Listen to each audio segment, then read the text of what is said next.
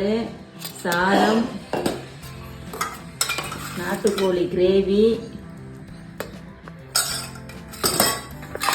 நாட்டுக்கோழி pepper fry,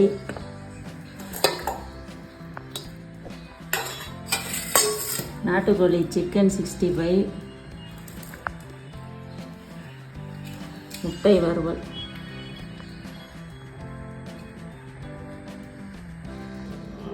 நாட்டுக்கோழி வறுவல், கிரேவி, சிக்கன் 65 எல்லாம் செய்கிறேன் பார்ப்போம். நான் இப்போ நாட்டுக்கோழி கிரேவிக்கு நாட்டுக்கோழி கொஞ்சம் எடுத்துக்கணும்.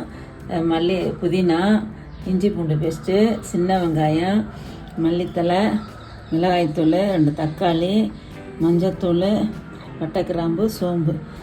இதுக்கு மசாலா வந்து நம்ம வறுத்து எடுத்துக்கணும். ஒரு 2 ஸ்பூன் சீரகம், 2 ஸ்பூன் சோம்பு, 1 ஸ்பூன் மிளகு போட்டு கொஞ்சம் பட்டை கிராம்பு போட்டு வறுத்து நுணுக்கிக்கணும்.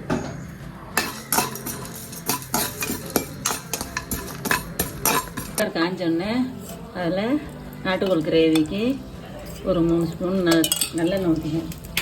எண்ணெய் காஞ்சோடனே அதில் பட்டை, சோம்பு அதெல்லாம் போட்டுக்கணும். எடுத்து வச்சுக்கணும். அதெல்லாம் பொரிஞ்சோடனே சின்ன வெங்காயம்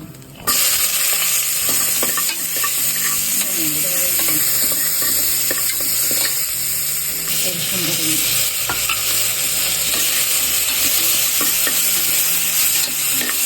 இஞ்சி பூண்டு வதக்கினோன்னே புதினா போட்டுக்கணும்.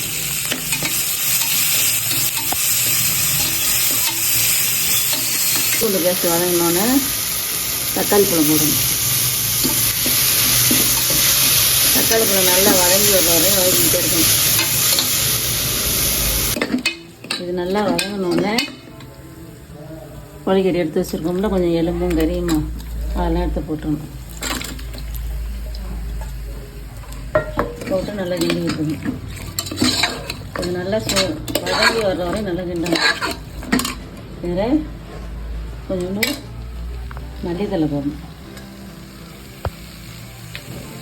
மல்லித்தலை, உப்பு எடுத்து வச்சுருக்கோம்னா உப்பு,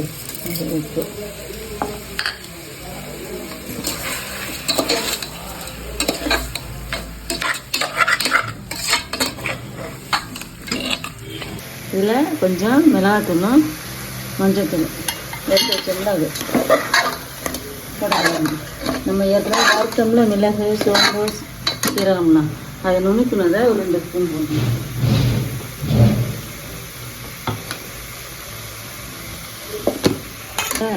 மிக்சி சாரில் மிளகு, சீரகம், சோம்பு, பட்டை, கிராம்பு அதில் ஒரு 2 ஸ்பூன் போடணும்.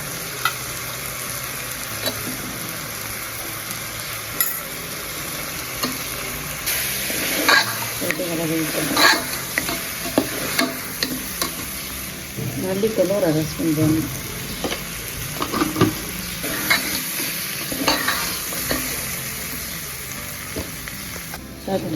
இந்த மாதிரி வதங்கி வந்தோடனே நல்லா கோழியோட எல்லா மசாலாவும் சேர்ந்து பிறண்டு வந்துடும்.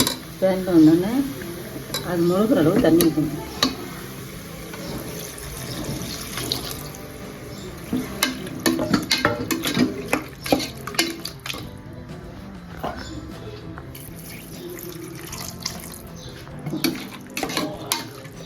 கொதி வந்தோடனே மூடி ஒரு 3 விசில் விடணும். இந்த மாதிரி கொதி வந்த பிறகு அதை மூடி வெயிட் போட்டு ஒரு 3 விசில் விடணும்.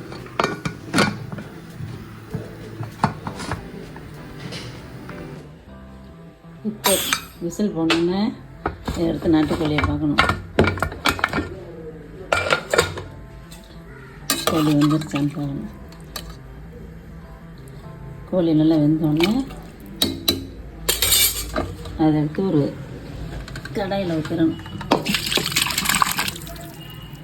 கடாயில் ஊற்றி கொஞ்சம் நேரம் அடுப்பில் வச்சு அந்த குழம்பு மேலே உள்ள குழம்பு இருக்குல்ல அதெல்லாம் கிரேவியாக வர வரையும் அதில் வச்சுருக்கணும்.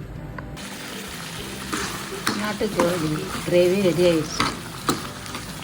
ரெடியானோன்னு அதில் டேஸ்ட்டுக்கு 1 ஸ்பூன் நல்லெண்ணெய் ஊற்றி மஞ்சள் தண்ணி தூவி ஆஃப் பண்ணிட வேண்டியதான்.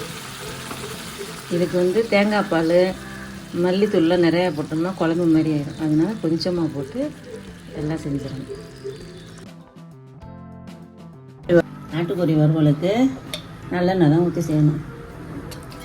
சக்கில் ஆட்டின நல்லெண்ணெய் ஒரு 3 ஸ்பூன் ஊற்றிக்கிட்டு எண்ணெய் காய்ச்சோம்னா அதில் பட்டை கிராம்பு சோம்பு போடணும். எண்ணெய் காய்ச்ச பிறகு பட்டை கிராம்பு சோம்பு அதில் போட்டணும். அது வெடிச்சோடனே இஞ்சி போட்டு வதக்கணும். வறுத்து போட்டால் போதும். இப்போ கொஞ்சம் கறியாக இருக்கிற பகுதியை எடுத்து வச்சு அதில் போட்டு வதக்கணும். கொஞ்சம் புதினா போடணும்.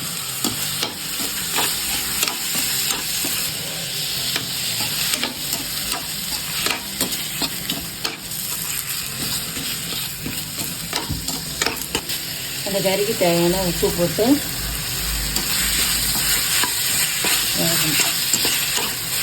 இதே பெப்பர் சிக்கறதுனால மஞ்சள் தூள் போட வேண்டியதில்லை.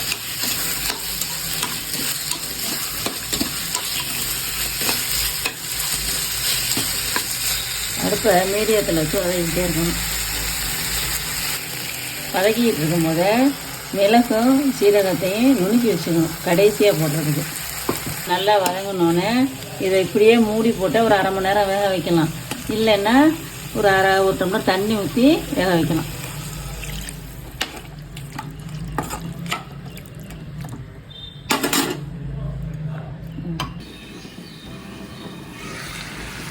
நாட்டுக்கோழி தொக்கு இந்த அளவுக்கு ரெடியானோன்னு அதில் நம்ம ஏற்கனவே மிளகு ஜீரகம் காமிச்சிட்டோம்னா நுணுக்கிட்டோம்னா அதை கொஞ்சம் போடணும்.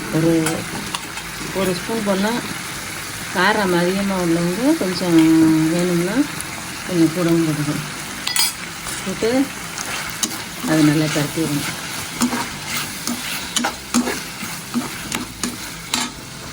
இந்த மாதிரி எண்ணெய் பிரிஞ்சு வந்தோடனே சிம்லேயே வச்சுக்கணும். கோழி தான் வெந்துருச்சுல. இன்னொரு கடாயில் நல்லெண்ணெய் ஒரு 2 ஸ்பூன் ஊற்றி பெரிய வெங்காயம் நறுக்கி வச்சுருக்கோம்ல அதை போட்டு வதக்கணும்.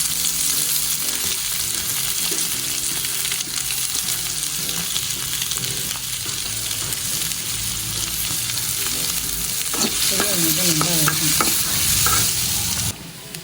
வெங்காயம் இந்த அளவு வதங்கினோன்னே இந்த வெங்காயத்தை எடுத்து அந்த பெப்பர் பேரில் லேசாக தூவிடணும். தூவி கிண்டிடணும். கொஞ்சம் மல்லித்தலை தூவி அடுப்பு ஆஃப் பண்ணிடுவாங்க. நாட்டுக்கோழி சிக்கன் 65 செய்கிறதுக்கு இஞ்சி பூண்டு பேஸ்ட்டு, கரம் மசாலா, மிளகாய்த்தூள், மஞ்சள்தூள், கொஞ்சம் உப்பு, கார்ன்ஃப்ளவரு, இந்த எலுமிச்சம்பழம், ஒரு கரண்டி தயிரை ஃபஸ்ட்டு இதில் ஊற்றிக்கணும். ஊற்றிக்கிட்டு இஞ்சி பூண்டு பேஸ்ட்டு ஒரு ஸ்பூன் போட்டுக்கணும். மிளகாய்த்தூள் போட்டுக்கணும். கரம் மசாலா, தேவையான உப்பும் மஞ்சள்தூளும், கார்ன்ஃப்ளவரு, எலுமிச்சம்பழத்தை அதில் புரிஞ்சிடணும்.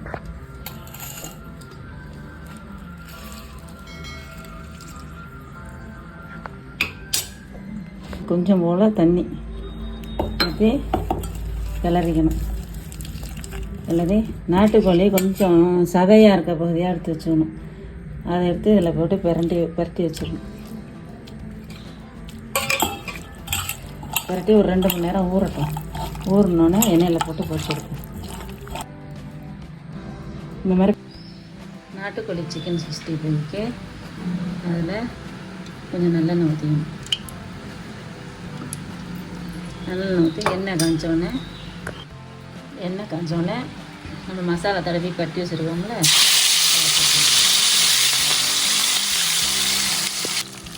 எல்லாத்தையும் போட்டுட்டு நாட்டுக்கோழி கொஞ்சம் வேக லேட்டாகும். அதனால அடுப்பை மீடியத்தில் வச்சுக்கணும். இந்த மாதிரி ஒரு பக்கம் வெந்தோம்னா திருப்பி போட்டுக்கணும்.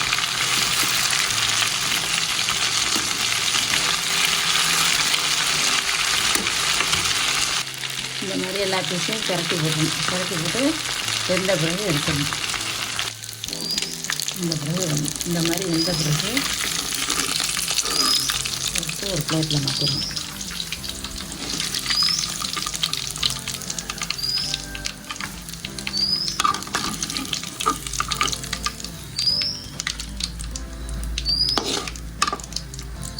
இந்த மாதிரி மாற்றிடணும். அதில் ஏற்கனவே வதக்கி வச்சுருக்கோம்ல வெங்காயம், அதை கொஞ்சம் தூவி மல்லித்தூள் தூவிட்டேன். நாட்டுக்கோழி சிக்கன் 65. மீதி இருக்க மசாலாவில் அவிச்ச முட்டை இருக்குல்ல, அவிச்ச முட்டையை போட்டு விரட்டி அப்படியே எண்ணெயில் போட்டுருக்கணும்.